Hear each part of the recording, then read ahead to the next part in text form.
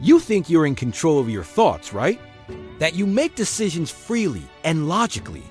Well, what if I told you that you don't? There are invisible forces at play, hidden biases that silently shape every single choice you make, every belief you hold, and every judgment you form. And the craziest part? You don't even realize it's happening.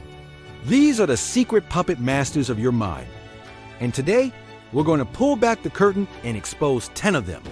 Get ready, because your brain is about to have a serious talk with itself. First up, confirmation bias. This is the big one. It's our brain's tendency to actively seek out, interpret, and remember information that confirms what we already believe. Think about it. When you have a strong opinion, do you go looking for articles that challenge it? Or do you gravitate toward the ones that scream, "See, you were right all along"? It feels good to be validated, but here's the catch. You're not searching for the truth. You're searching for comfort. You're building a cozy echo chamber where your existing ideas are never questioned.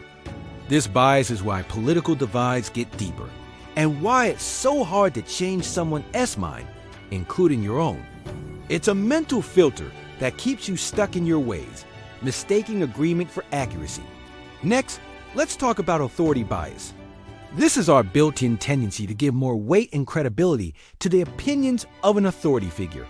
We see a doctor in a white coat, a CEO in a sharp suit, or a famous expert on TV, and we automatically assume they know what they're talking about, even if it's outside their area of expertise. We stop questioning and start blindly accepting. This isn't about genuine credibility. It's about our deep-seated respect for hierarchy. We're wired to follow the leader. But what happens when the leader is wrong? What happens when their title is just a title and their advice is flawed? Authority bias can lead us to make poor decisions, from investing in a bad stock recommended by a guru to following questionable health advice from a celebrity. It tricks us into outsourcing our critical thinking to someone else's status. Now, let's get into anchoring bias. This one is fascinating and a favorite of marketers and negotiators. The first piece of information we receive about something to anchor has a disproportionately huge influence on our subsequent judgments and decisions.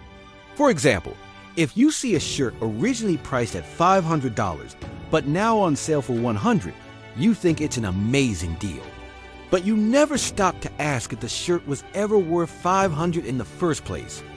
That initial number anchored your perception of its value. You're not making a decision based on reason or objective worth. You're making it based on a completely arbitrary starting point. It locks your judgment in place, making it incredibly difficult to adjust your thinking, even when new, more relevant information comes along. Your mind gets fixated on that first number, that first impression, that first idea, and everything else is judged in relation to it. Then there's the availability heuristic, or availability bias. This is a mental shortcut where we overestimate the importance of information that is most easily recalled. And what's easiest to recall? Things that are recent, vivid, or emotionally charged. This is why people are often more afraid of a shark attack, which is incredibly rare, than they are of dying in a car accident, which is statistically far more likely. The news doesn't report on every safe car trip, but you can bet they'll splash a dramatic shark encounter all over the screen. Your brain then confuses the ease of remembering with the probability of it happening. You're not building your perception of the world on reality or data. You're building it on the most dramatic and easily accessible files in your mental cabinet. Your perception gets distorted by what's memorable, not by what's real. Have you ever found yourself liking a song or a fashion trend simply because everyone else does? That's the bandwagon effect in action. It's our tendency to do or believe things because many other people are doing or believe in them. We're social creatures, and there's a deep-seated desire to fit in and be part of the group.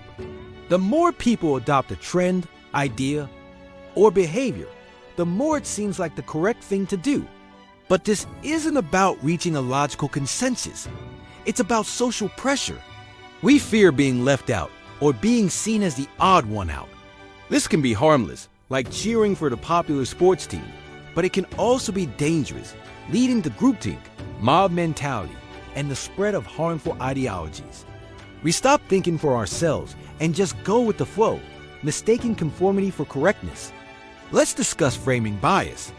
The way information is presented to you, the frame, can dramatically alter your choices, even if the core information is exactly the same.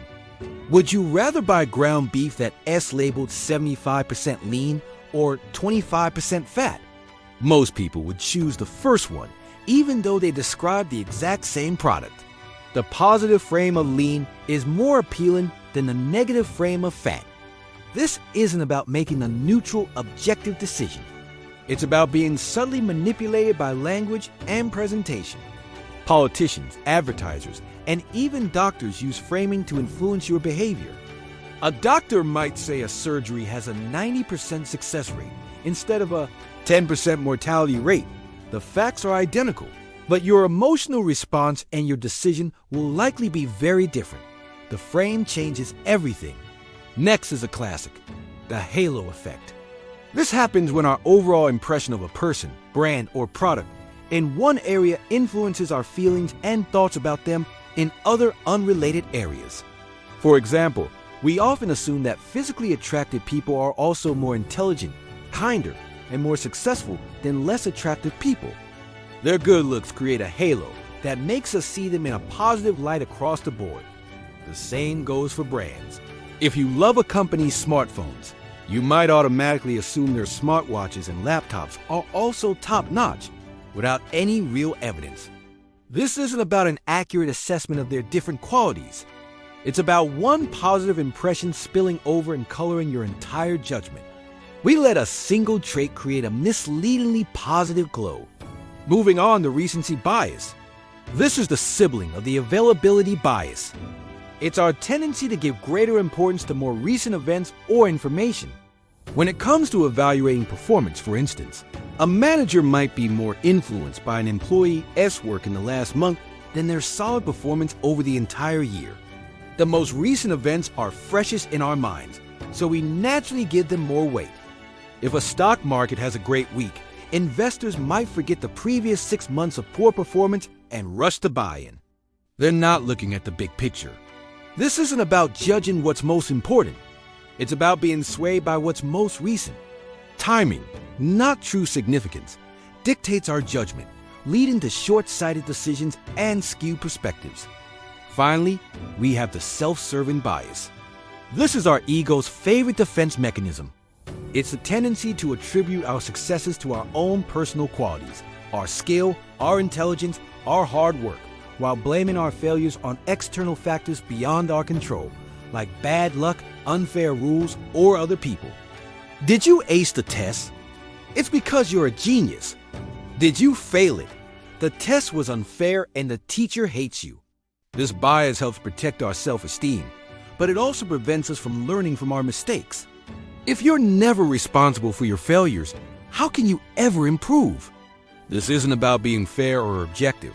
It's about defending your ego at all costs.